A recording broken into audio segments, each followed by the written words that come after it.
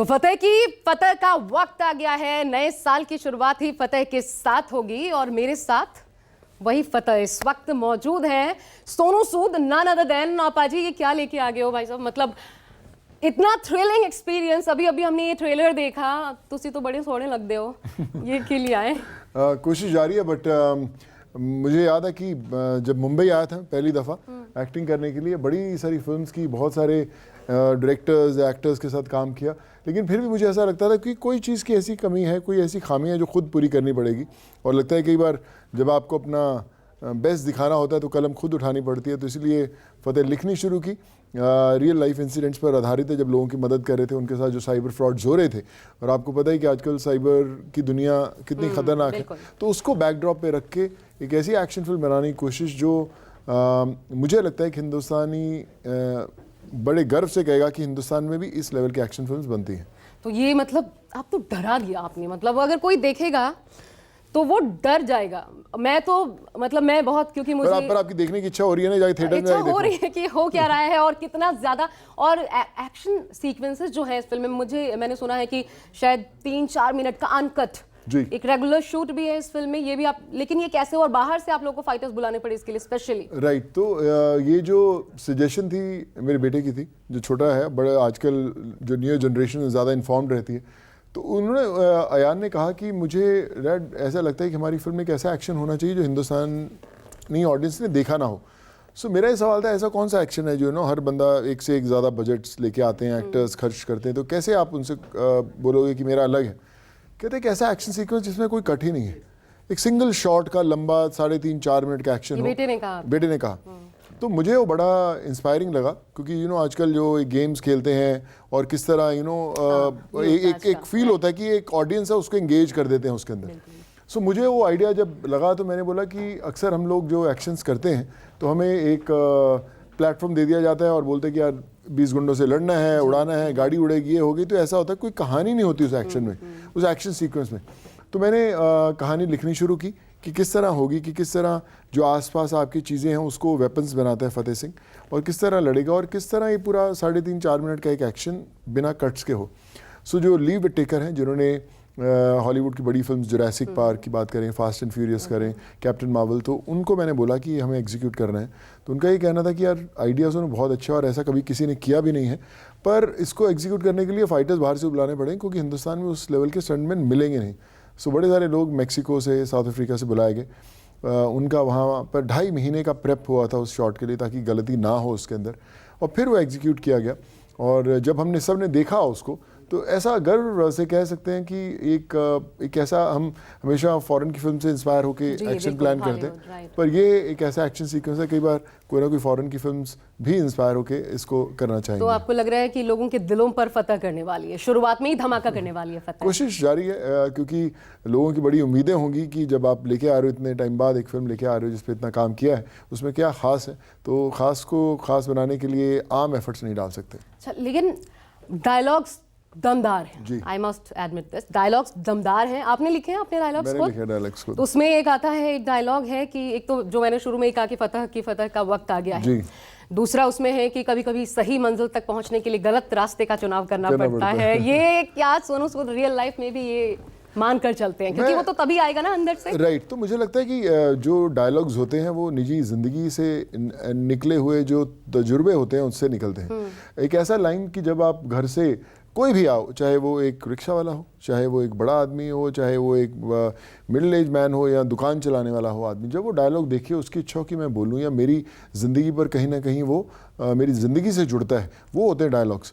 तो मुझे लिखने का शौक़ है, आज से नहीं, बड़ा शुरू से बड़ी फिल्मों के डायलॉग्स लिखे, अवार्ड्स मिले लोगों को उसके लिए। अच्छा, आपने नहीं लिया उस पर? मैंने क्रेडिट नहीं लिया मैंने कभी, पर मैं लिखता हूँ, और जिनके साथ काम करता हूँ उन सबको पता है कि मैं लिखता हूँ। तो जब वो डायलॉग्स लिखे बने, फिर लगा कि जब खुद की फिल्म है तब तो लिखना ही चाहिए। तो फिर ये फिल्म लिखी, और इसकी हर एक लाइन जो आप सुनेंगे तो आपको कहीं ना कहीं रिलेटेबल लगेगा कि यार ये लाइन मैं याद रखूंगा किसी को। थोड़ा सुना ही दीजिए एक दो तो। एक मुझे लगता है कि हम इस दुनिया में रहते हैं कि जहाँ पर हर एक बंदा आपके लिए कोई ना कोई ओपिनियन लेके आता है, कुछ अपनी बात कहने की कोशिश करता है, तो उस पर फतेह सिंह से भी ऐसी बात की जाती है। तो जिस पे फतेह सिंह कहता है कि बहुत कम लोग जानते हैं कि वो बहुत कम जानते हैं।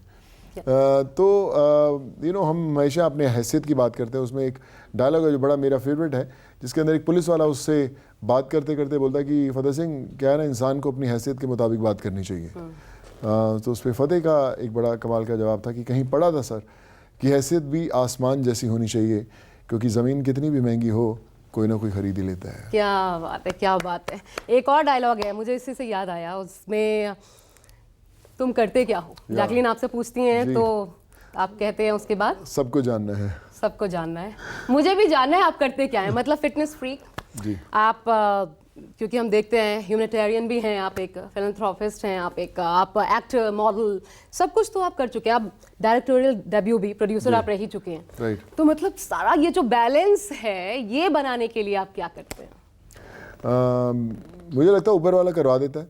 कई बार मैंने जैसे बताया था ना कि खुद की तकदीर लिखने के लिए कई बार कलम और स्याही खुद की लिखनी पड़ती है, और वही कोशिश करता हूँ कि जब भी कोई ऐसे काम जो आपके सामने होते हैं और आप इंसान हमेशा सोचते हैं कि ये हो नहीं सकता या कैसे करेंगे, तो फिर आपको लगता है कि कोई ऐसी चीज़ नहीं जो आप नहीं कर सकते, लेकिन वो पहला कदम उठाना ज़रूरी है। और इसीलिए जब ये फिल्म लिखी जो रियल लाइफ इंसिडेंट्स पर आधारित है, तो बोला कि यार इसका एक्शन भी डिज़ाइन करेंगे और डायरेक्ट भी करेंगे, क्योंकि जो मैंने दुनिया देखी थी और जिस तरह से मैं कहानी बताना चाहता था, मुझे नहीं लग रहा था कि कोई और उसको जस्टिफाई कर पाएगा। सो मेरे नज़रिए से देखिए आप फतेह। अच्छा, मैं यहाँ पर एक चीज़ ज़रूर कहना चाहूँगी।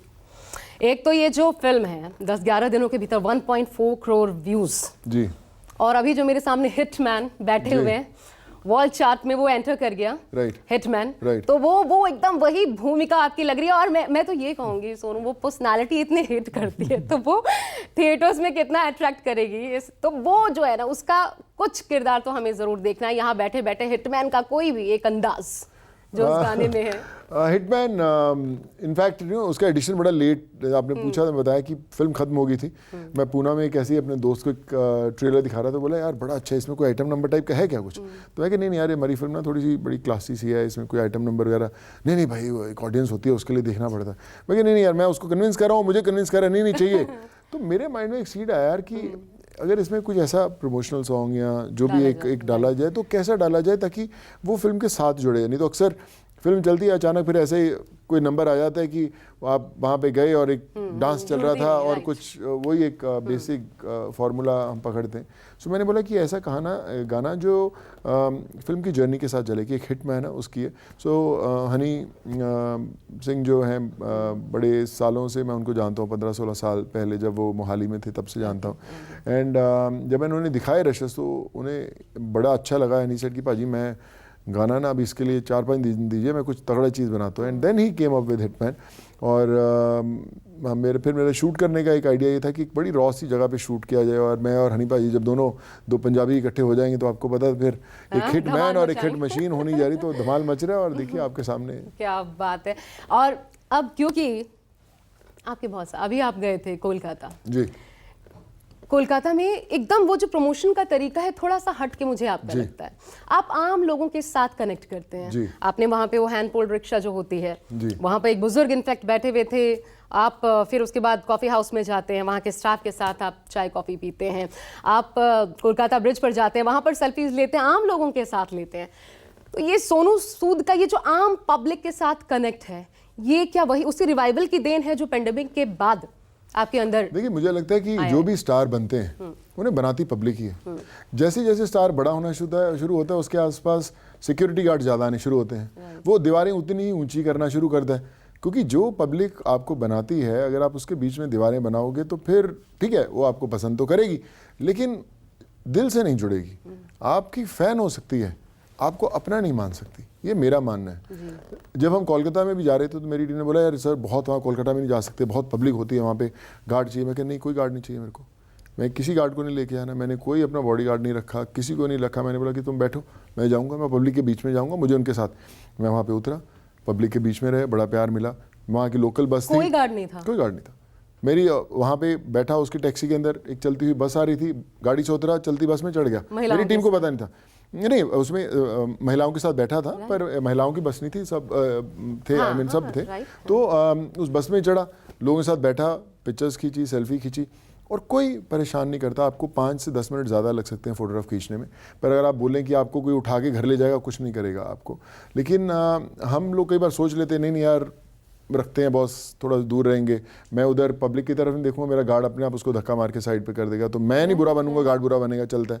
सो वो जो स्कूल है वो भाषा मुझे समझ नहीं आती।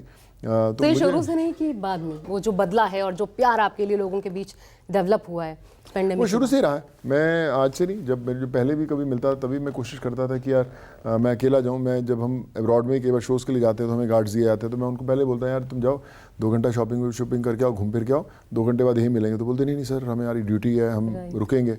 मेरे को बीच में एक टाइम ऐसा था कि पुलिस सिक्योरिटी भी मिली हुई थी, तो मुझे बड़ा स्ट्रेस, मैं क्या यार इनको जाने तो क्यों रखा हुआ है यहाँ पे, बेचारे बैठे रहते हैं, साथ में जाते हैं। तो जब मैंने एप्लीकेशन दी हटवाने के लिए, तो मुझे वहाँ से ऑफिस से फ़ोन आया कि सर को आपको पता है आपके कितने एक्टर लोग हैं जिनकी एप्लीकेशन पेंडिंग है कि उनको पुलिस वाली सिक्योरिटी चाहिए, आपके पास है, आप हटवाने के चक्कर में हो। सो मुझे लगता है कि मुझे एक अपना जो मेरी अपनी दुनिया है मुझे अच्छी लगती है। मुझे लगता है कि जब मैं बहुत ज़्यादा आसपास दीवारें बनाने की कोशिश करता हूँ तो मैं खुद से कहने की कनेक्शन खो देता हूँ, तो इसी की कोशिश रहती है। या ये उसका एक कारण ये भी है कि आ जाओ कोई तंग नहीं करेगा आपको, पहले ही देख के पता है वो फिटनेस है। उसमें एक सीन है जो पीछे से आपको शूट किया गया है, और क्या कहूँ मैं, वो तो मतलब अच्छा कमाल है, धमाल है। वो उस पर सीटियां बजनी थिएटर के अंदर तय है, इतना तो तय है। अब सोनू जी मैं लेकिन एक चीज़ आपसे ज़रूर पूछा, और मैं हमेशा चाहती थी मैं आपसे पूछूं, और बहुत सारी चीज़ें जो by the time by and again देखने को मिली हमें। क्या आपको लगता है कि अच्छा रहना भी इस दौर में अच्छाई करना भी मुश्किल हो गया है?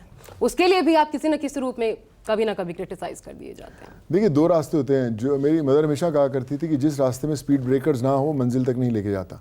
अगर स्पीड ब्रेकर्स है या ऑफ कोर्स, तो आई थिंक जब मंजिल की तरफ जा रहे हो तो रोड चलती रोड है, उसी में स्पीड ब्रेकर आएंगे। जो रोड में है ही नहीं है तो उस पर तो आप क्या जाओगे, तो पता नहीं मंजिल जाती नहीं जाती। तो अगर आप अच्छा काम करने लगते हो और आपको लोग क्रिटिसाइज करें और अपना काम बंद कर दें तो फिर तो मतलब कोई फायदा नहीं था शुरू करने का। लेकिन उसका नुकसान होता है बॉलीवुड में? नहीं, कोई नुकसान नहीं होता। जुड़ते हैं धीरे धीरे लोग, पहले आप पे उंगली उठाते हैं, फिर वो बोलते हैं कि नहीं यार ये तो सही था। जब मैंने भी शुरू किया था बड़े लोग बोले थे देख 1 हफ्ते 10 दिन में बंद हो जाएगा, नया कहाँ से आ गए लोग। और फिर उसको करते करते अब 4.5 साल हो गए। आज संडे का दिन है, मैं अभी रास्ते में जब आ रहा था तो मेरी टीम वहाँ पे मेरे घर के बाहर पहुँची थी, क्योंकि आज 300-400 लोग आते हैं हर संडे को मदद मांगने, और हर रोज़ ही होते हैं। तो मैं उनको बोला कि मैं यहाँ पे हूँ इस समय। बट उम्मीद टूटनी नहीं चाहिए, और जब तक उम्मीद आपसे लोगों की लगी रहेगी तब आपका जो जीवन है मुझे लगता है ठीक है। और अगर जिस दिन लोगों की आपसे उम्मीद ही नहीं है, आप सोचिए आप कितने भी बड़े इंसान हो, कितनी बड़े, हर एक अमीर से ज़्यादा एक अमीर आदमी और होता है, हर एक बड़ी गाड़ी से ज़्यादा महंगी गाड़ी एक दूसरा आदमी लेके घूमता है। लेकिन अगर आपसे किसी को उम्मीद नहीं है तो मुझे लगता है आपका जीवन अधूरा है। और अगर आप किसी के लिए कोशिश नहीं कर सकते तो भी आपका जीवन अधूरा है। क्या इसके पीछे वो मोटिवेशन है? क्योंकि आप ही का शायद ये कहना है कि आप कभी डीमोटिवेट नहीं होते, ये शब्द आपकी डिक्शनरी में नहीं है। ये कैसे कोई ना कोई दौर तो हमेशा हम सबके लाइफ में आता है, कभी काम नहीं मिल रहा होता, कभी कुछ। मैं तो जब आया था बॉम्बे में तलाश कर रहा था तभी मैं डीमोटिवेट नहीं होता। मुझसे पूछते थे कैसे, मैं ज़बरदस्त। मैं हमेशा, मेरा एक वर्ड है लाइफ का ज़बरदस्त, जो मैं सबको भी पूछता रहता हूँ कि जब पूछते हैं आप कैसे हो तो बोलते ठीक हूँ यार। मैं ठीक मत बोला कर, तो ठीक ही रहेगा, ज़बरदस्त बोला कर। मेरा पैर टूट गया था दुबई के अंदर खेलते हुए, 2 रॉड्स डली थी, 17 स्क्रूज डले थे। लोग हालचाल पूछने आए थे हॉस्पिटल के अंदर, भाई कैसा है यार तू, ठीक तो है? ज़बरदस्त। क्या पैर टूटा था? मैं क्या, लाइफ का एक फेज़ होता है, इंसान उतार चढ़ाव सबसे गुजरता है। आप उसको टैकल कैसे करते हो, that's mastery that you sometimes achieves, sometimes you don't. अगर आप बोलेंगे कि आज आपका अच्छा टाइम चल रहा है, कल बुरा नहीं आएगा, तो आप अपने आप को झूठ बोल रहे हैं। बट आप उसको टैकल कैसे करोगे, I think that's your inner soul that makes it happen. तो इसलिए मैं थोड़ी अपनी स्ट्रॉन्ग रखी हुई है, मे बी बाय पेरेंट्स की दुआओं से, वो शायद डीएनए में है। तो ये जो रियल लाइफ का हीरो है वो रियल लाइफ में विलेन क्यों है? मतलब ये तो आप इंडस्ट्री से पूछे जिन्होंने बनाया था, बट बोलते हैं कि आप बनाओगे मैं फिर वापस बन जाऊंगा, तो वापस फतेह आपके सामने है। और देखिए ज़िंदगी लाइट कैमरा एक्शन नहीं है। ज़िंदगी है जब ना लाइट हो ना कैमरा हो, एक्शन हो, वो है ज़िंदगी। जब पैकअप करके आप घर जाते हैं सो आप अपने आप से क्या सवाल पूछते हैं कि मैं जो कर रहा हूँ सही कर रहा हूँ या नहीं कर रहा हूँ।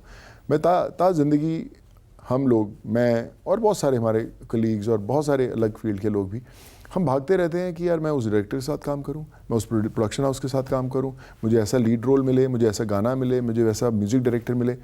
और फिर आप पैंडेमिक आता है, आप एक रियलिटी के सामना करते हैं, सारी की सारी चीज़ें रुक जाती हैं और तब आपको पता चलता है कि वो दुनिया कितनी छोटी है जिसके पीछे आप भाग रहे थे। मैंने रियलाइज़ किया, मैं देश की सबसे बड़ी फिल्म कर रहा था उस समय जब पैंडेमिक हुआ। 80% शूट होने के बाद वो बंद हो गई क्योंकि पैंडेमिक था। जब 20% वापस करने गया पैंडेमिक के बाद, मुझे वही दुनिया छोटी लगने लगी, वही कैमरास सुकड़ गए, वही सेट्स जो बड़े थे वो एकदम छोटे हो गए। So I think that's a reality of life कि जब आप एक कॉमन मैन की ज़िंदगी के साथ जुड़ते हैं और उसकी खुशी में आपको खुशी मिलती है और वो अनजाने में आपको दुआएं देता है, सो उसकी दुआओं से जो आपको एनर्जी मिलती है वो कोई भी बॉक्स ऑफिस 10,000 करोड़ के बॉक्स ऑफिस नंबर नहीं दे सकते। जब आपको देख के अचानक एक सिग्नल पे रुका हुआ स्माइल इसलिए करता है क्योंकि आप एक एक्टर नहीं हो, इसलिए करता है क्योंकि उसको लगता है कि आप उसके अपने हो। सो वही कमाने निकलता हूँ मैं रोज। सुकून आपके लिए अब वही है जो वही है, बिल्कुल यार, आप ऑफ कोर्स करते हैं। जी। अगर मैं तीनों चीजें पूछूं तो सुकून यही चीज देती है। इसको आगे सोनू फिर किस दिशा में आप बढ़ाना चाह रहे हैं? आपको पता है कि बॉलीवुड वो एरिया है जिसमें बहुत सारे बच्चे जो बाहर से भी आना चाहते हैं और शायद वो भी हुआ है कि एक एक्सपेक्टेशन उस दिशा में भी आपसे अब लोग पालने लगे हैं कि शायद इस दिशा में भी हमें मदद मिलेगी। आप वो भी बड़ी फिल्म है, मेरी फिल्म में जो सेकंड लीड है नई लड़की है, उसको दिया गया। म्यूजिक डायरेक्टर्स जो 3-4 हैं उसमें सारे नए लड़के हैं, जो लिरिसिस्ट हैं सारे नए लोग हैं। उसके अंदर 4 लोग मेरे साथ जिन्होंने MTV रोडीज में काम किया था, 4 लोगों को उसके अंदर ब्रेक दिया गया है। बड़े सारे यहाँ पे भी आपको 2 एक्टर दिख जाएंगे, कैमरे के पीछे है, एक वो बैठा हुआ है चुपचाप जो पतला सा बंदा बैठा हुआ है, इसको भी ब्रेक दिया गया। इसकी बड़े टाइम से इच्छा थी काम करने की। सो आई कैमरा घुमा नहीं सकते, नहीं तो बाद में दिखाएंगे खैर आपको कभी। पर आइडिया ये है कि जो सपने होते हैं लोगों के, आप सिर्फ उसको पूरा करने का जरिया बनते हो और कुछ नहीं होता, वो तय है उनका काम करना। But I feel we are the lucky ones जिनके कारण उनका वो सपना पूरा हो पाया।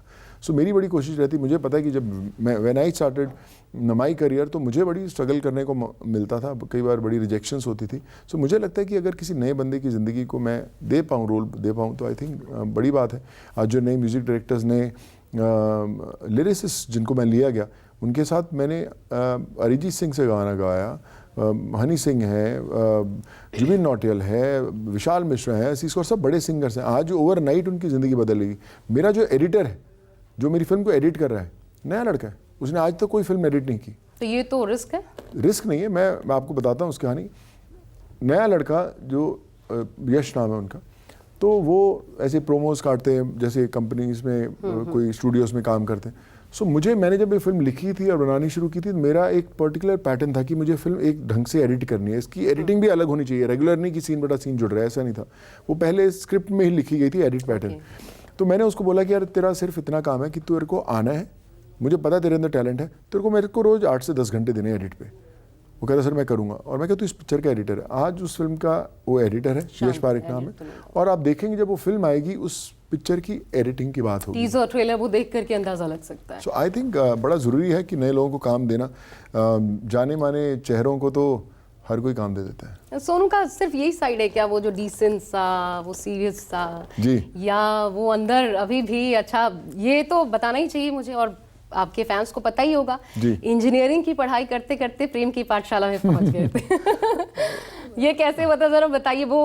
और कुछ तो उस दौरान आपने गुनगुनाया भी होगा उनके लिए। नहीं, मैं गुनगुनाते तो कभी आगे पाठशाला की बढ़ती नहीं थी। मेरी आवाज़ सुन के भाग जाते थे सब। But I am an engineer, किया इलेक्ट्रॉनिक इंजीनियरिंग में की थी। तो मुलाकात सोनाली से जो मेरी वाइफ हैं वहीं पे हुई मेरी पहली दफ़ा मुलाकात उनसे। अभी हाँ, तो फिर उनसे दोस्ती हुई और फिर लगा कि कहीं ना कहीं सोच मिलती है जिंदगी। वो चाहती नहीं थी कि आप फिल्मों में जाएं, एक वाइफ का कोई आई थिंक हर कोई बंदा सोचेगा कि इनसिक्योर फील्ड है, कहाँ जाएंगे, कब पता नहीं खत्म होगा। पर उन्होंने कभी ऐसा रिवोल्ट नहीं किया कि यार पिक्चरों में जाना। उन्होंने बोला यार इनसिक्योर है, करना है। तो मैं बोला करना है। आना कैसे हुआ सोनू आपका? मुझे लगता है कि अपने आप जो डेस्टिनी होती है ना, आपको ले आती है वहाँ पे। कॉलेज में फैशन शोज करते थे, थोड़े से पॉपुलर हो गए तो लोगों ने कहा कि एक्टिंग में ट्राई करना चाहिए, तो मुंबई की टिकट पकड़ी और पहुँच गए। सो आई थिंक देखिए स्ट्रगल हमेशा अभी भी स्ट्रगल ही रहती है। ये स्ट्रगल के स्ट्रगल ख़त्म नहीं होती, सिर्फ आपके गोल्स बदलते रहते हैं। पहले आप इधर होते हैं तो इसकी स्ट्रगल करते हैं, फिर जब आप इधर पहुंचते हैं तो इसकी स्ट्रगल करते हैं। सो जो बोलते हैं ना कि आपके लक्ष्य जो है, जिस दिन आपकी स्ट्रगल खत्म होगी तो समझो आपकी ज़िंदगी खत्म होगी यार। वो स्ट्रगल हमेशा बरकरार रहनी चाहिए, तो ही आप दौड़ सकते हो। वो जिद है कि नहीं, आपने नहीं समझा हीरो बन के दिखाना है, वो जिद है, फतेह अंदर पानी वो है, आग है। फतेह पानी है। नहीं देखिए, मैं बहुत सारी फिल्म हीरो की, मैंने अगर 80-90 फिल्में की हैं तो 40 मैंने हीरो भी की होंगी। फिल्म्स चली हुई हैं बहुत, फिल्म्स कई हिट भी हुई हैं साउथ में। अरुंधति हो, चाहे उसमें नेगेटिव था लेकिन हीरो वही था। बहुत सारे रोज़, एक विवाह ऐसा भी थी राजश्री की, काफ़ी फिल्म थी। बट आई फील कि it's not about playing a hero और a villain, it's about how convincing you are when you are playing a role. कितने आप लोगों को पसंद करते हो। लोगों ने अगर छेदी सिंह को पसंद किया तो चुलबुल पांडे को पसंद किया, तो छेदी सिंह को भी उतना ही पसंद किया दबंग में। तो ये सब छोटी छोटी चीज़ें हैं। मुझे लगता है कि अगर आप कन्विंस्ड हो अपने रोल से तो आपका जो रोल है वो खूबसूरती से आएगा। तो ये 2025 में क्योंकि 1-1.5 साल वक्त लगा है फतेह को आने में, तो ये इतना वक्त क्यों इस बीच दोनों? ये आपकी चॉइस है या उन प्रोड्यूसर्स डायरेक्टर्स की जो फिल्में साइन करवा? नहीं, मुझे फिल्में करनी नहीं थी। मैंने सोचा था कि अगली जो मेरी फिल्म आएगी वो फतेह ही आएगी। इस बीच बहुत सारी ऑफर्स आई, पर मैंने मना किया कि मुझे नहीं करना, क्योंकि अभी जो मुझे इंडस्ट्री देखेगी, जैसा मैं अपने आप को दिखाना चाहता हूँ वो रूप होगा, और उसके बाद मैं अगली अपना कदम रखूँगा, वो तय था। तो उसका एक्सेप्टेंस तय करेगा कि अगला रूप सोनू का क्या दिखने वाला है। देखिए, जब तक आप अपना सही रूप नहीं दिखाएंगे तब तक आपको लोग कंसीव नहीं। No one wants to take a risk कि मैं इसको कैसे दिखाऊं। अगर कोई और फतेह का प्रोड्यूसर डायरेक्टर होता तो शायद किसी और के बारे में सोचता। तो हमें दिखाना जरूरी कि हम क्या कर सकते हैं। मैंने जो 80-90 फिल्में की, जो मैं एक्शन किया वो किया जो उन्होंने करवाया। अभी मैंने वो किया जो मुझे करना था, वो करना है। इतना खौफनाक, डरावना। तो मुझे लगता है कि नहीं, डरावना और कमाल का एक्शन आप देखेंगे तो आपको लगेगा कि हर एक, चाहे वो प्रोड्यूसर हो, चाहे एक्टर हो, डायरेक्टर हो, कितना भी टेक्निकल आदमी हो जिसने बताया हो, पर वो कहेगा जरूर कि यार टेक्निकली बहुत क्या सोचते हुए बाहर निकलेगा आपके हिसाब से एक व्यूअर? एक सच्ची फिल्म बनाई है, एक ईमानदारी से फिल्म बनाई है, और ये फिल्म वो नहीं है जो 6 महीने में बना के बाहर निकाल दी। अगर इस पे फिल्म पे 2-2.5 साल लगे हैं इसको, तो यस, वो दिखता है। 2-2.5 साल में ये फिल्म पूरी कंप्लीट हुई है। या क्योंकि 1-1.5 साल मैंने प्रेप किया है उसके ऊपर, कैसी लाइटिंग होगी फिल्म की, क्या कपड़े पहने जाएंगे, क्या उसका एडिट पैटर्न होगा, कैसे सीन्स शूट किए जाएंगे, ऐसी ट्रांजिशंस हैं, ऐसे शॉट्स हमने लेने की कोशिश किया। अभी आप तो इंटरव्यू के बाद जब फिल्म रिलीज़ होगी तो आप देखना। और मैं अभी भी यहाँ पे, हमारे 3-4 भाई कैमरा मैन है, इसके बाद मैं इनको शॉट बताऊंगा, ये बता दें कैमरा रखा कहाँ थे, जो कोई मैं इनको हार जाऊंगा। सो कोशिश वो की है कि टेक्निकल वो चीज़ें डालने की कोशिश की है कि हर बंदे को, एक टेक्निकल आदमी भी एंगेज हो कि अरे शॉट हुआ कैसे, ये हुआ क्या था। सो आई थिंक जो मैं बीइंग ए टेक्निकल पर्सन मैं समझ पाया, सीख पाया, और मुझे लगा कि ये चैलेंजिंग और ऐसा किया जाए सामने वाले को एंगेज करने के लिए, वो करने की कोशिश की। रोमांटिक एंगल देखने को मिलेगा कि नहीं? रोमांटिक एंगल उतना नहीं है क्योंकि एक्शन फिल्म में एक छोटा सा वाइब आपको फील मिलेगा कि है। बट जैकलिन बहुत कमाल है पिक्चर के अंदर। मैंने उनको पहले ही बोला था कि आपको हमेशा सब लोगों ने ग्लैमरस दिखाया है, बट मैंने आपको डी ग्लैम करना है, मुझे आपके हेयर मेकअप नहीं चाहिए। मैंने मेकअप नहीं करने दिया उनको, मैंने बोला कि मेकअप मत कीजिए आप, और हेयर भी नॉर्मल रखिए। मुझे दिल्ली के अंदर जैसे सरोजनी मार्केट या जनपद पे घूमने वाली लड़की जो अपनी एक कुर्ती खरीदने आती है, छोटा सामान खरीदने आती है, मुझे वैसी दिखने वाली लड़की चाहिए। सो आइडिया वही था, उनको वही लुक दिया। एंड वो आज भी मुझे सुबह मेरी उनसे मुलाकात हुई थी तो वही बोल रही थी कि this is my favourite and my best till date. क्या बात है, हमारी और सबकी फेवरेट हो ये फिल्म 2025 की शुरुआत में ही जब आ रही है, आई वुड एक्सपेक्ट दैट। लेकिन इसके साथ एक और सवाल, अब मैंने ये भी चीज़ देखी सोनू, थोड़ा सा दूसरी बातों पे अगर मैं आपको लेके जाऊं, ऐश्वर्या राय, उनसे आपके बड़े अच्छे ताल्लुकात हैं, बड़े अच्छे संबंध हैं बहुत।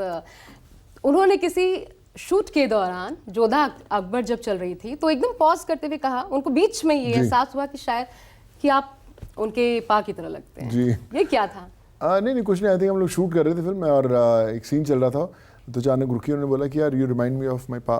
एकदम मुझे जब मैं देखती हूँ तो मुझे हाँ बच्चन साहब की याद आती। सो आई थिंक वो बड़ापन था उनका कि वैसा सोचती हैं।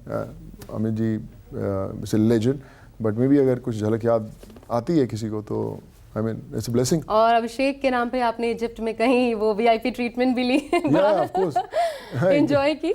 बच्चन साहब आई थिंक इजिप्ट में बहुत पॉपुलर है। अच्छा। मैं उनसे पूछा भी था मैं कि सर मैं जब इजिप्ट गया था तो बड़े लोग मुझे बोलने लगे बच्चन साहब सन या बच्चन साहब सन, अमिताभ बच्चन। अच्छा, ऐसे निकलते तो हाँ मैं एयरपोर्ट पे भी बड़े यार अमिताभ बच्चन सन, तो ऐसे तो मैं बोला नहीं आई एम नॉट। सो जब मैं अमित जी से मिला, मैंने उनको बोला तो उन्होंने बताया कि उनकी एक फ़िल्म थी ग्रेट गैम्बलर, या कोई उन्होंने वहाँ पे शूट किए थे, तो बड़े उनके वहाँ पे अच्छे एक्सपीरियंसेस रहे हैं। सो इसलिए फ़ैन फॉलोइंग उनकी उस कंट्री में काफ़ी है। ग्रेट। फिल्म इंडस्ट्री में दोस्त हैं आपके? या देखिए, दोस्त सारे ही होते हैं। अब दोस्तों की परिभाषा बदलनी शुरू हो गई है, ठीक है। अभी आजकल सोशल मीडिया सबसे बड़ा दोस्त है। आपके घर वाले आपके बाजू में बैठे रहते हैं, लेकिन सब अपने फ़ोन पे रहते हैं, अपनी दोस्ती उनसे निभाते रहते हैं। हम उनसे दोस्ती करने की कोशिश करते हैं जो आपको जानते भी नहीं, ना आपको कभी मिलेंगे, लेकिन हम उनकी चीज़ें लाइक करते हैं, उनको फॉलो करने की कोशिश करते हैं। वो क्या करते हैं हम वो करने की कोशिश करते हैं, तो वो दोस्ती हो गई है। वर्चुअल दोस्ती ज़्यादा होगी, रियलिटी की दोस्ती कम हो गई है। सो अगर आप मुझे बोले फिल्म इंडस्ट्री के सारे बड़े अच्छी तरह मिलते हैं, जब भी मैं मिलता हूँ बहुत प्यार मिलता है, ट्रैवल करते हैं, शूट करते हैं साथ, फिर सब अपनी ज़िंदगी में व्यस्त हो जाते हैं। फिर नए लोग आते हैं, फिर हमारी ज़िंदगी में भी नए एक्टर्स आते हैं, उनसे दोस्ती होती है, फिर बदलते रहते हैं। सो अगर आप कहें कि दोस्ती, तो मुझे लगता है फिल्म इंडस्ट्री में आपसी में बहुत कम लोग दोस्त मिलेंगे आपस में, बट हाँ, they are all well wishers, they are very warm, they love each other, and yes I think that makes industry so beautiful. आप क्योंकि आप पार्टीज में कभी देखे नहीं जाते, आप बहुत दूरी बना करके रखते हैं, ऐसी कोई भी पेस्ट्री पार्टी जो होती है उसमें सोनू सूद तो नजर नहीं आते हैं, तो you have already said to them कि मैं शुरू से मुझे बोर लगता है वो दुनिया। मैं कभी पार्टी शार्टी कभी की नहीं है, और पार्टी में जाओ तो आपको हाथ में कोई ड्रिंक पकड़ा देगा, वो मैं पीता नहीं हूँ। तो थोड़ी देर बाद जब थोड़े एक दो पैक सबके लग जाते हैं तो अलग दुनिया बन जाती है, और फिर आप थोड़ा सा लेफ्ट आउट फील करते हो, फिर आप भगते हो वहाँ से। सो मुझे वो दुनिया कभी समझ नहीं आई। ऐसा नहीं कि फिल्म इंडस्ट्री में, कॉलेज में भी कोई पार्टी वार्टी नहीं करता था।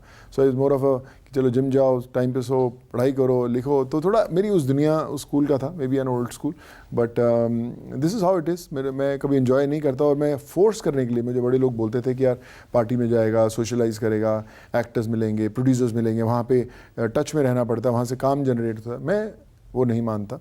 मुझे लगता है आपका काम जो होता है, आपका हुनर अपना रास्ता ढूंढ ही लेता है। सो जहाँ पे बड़े सारे एक्टर्स हैं जो ये कहने में गुरेज नहीं करते, जो कहते हैं ये हकीकत है, और वो बता देते हैं ऑन एयर, ऑन कैमरा कि पार्टीज में काम मिलता है। हाँ, मतलब बातें हैं, आपका ट्यूनिंग आपकी बनती तो है। देखिए, बनती होगी, किसी हद तक सही भी होगा, उनके लिए बना भी होगा, बट लाइक आई सेड कि फोर्स करके जाएं कि भैया मैं शायद वहाँ पे रिश्ते बनाऊंगा, या मैं दोस्ती करूंगा, या मैं अपना पीआर करूंगा, या मैं अपने आप को बेचने की कोशिश करूंगा वहाँ पे एज एन एक्टर, तो वो may be. Do you feel कभी किसी पॉइंट पर आपको लगा आपको थोड़ा एक आउटसाइडर की तरह ट्रीट किया जाता है? देखिए, आउटसाइडर तो हैं ही, तो बिल्कुल हैं। तो वो जो बोलते हैं कि इनसाइडर बनने के लिए उस लेवल का काम करना पड़ता है। अभी कुछ हद तक बन गए इनसाइडर, पर जब आप इंडस्ट्री के नहीं हैं तो पहले से आप तय करके आइए ना कि आपको रेड कार्पेट वेलकम तो मिलने वाला नहीं है आपको, और दे भी क्यों दें आपको। आज अगर मेरे फादर की कपड़े की शॉप थी, तो मैं अपने फादर की कपड़े की शॉप पे तो बैठ ही सकता था ना, आराम से सीधा बैठता, कोई परेशानी नहीं थी। पर अगर मैं कोई नया बिजनेस खोलूँगा तो मुझे नई चीज़ें सीखनी है। इंडस्ट्रीज लाइक दैट, जिनके फादर मदर इंडस्ट्री में हो तो बेटे बेटियां तो बन ही जाएंगे अपने आप, लेकिन जो बाहर का बंदा आएगा, मानते हैं आप?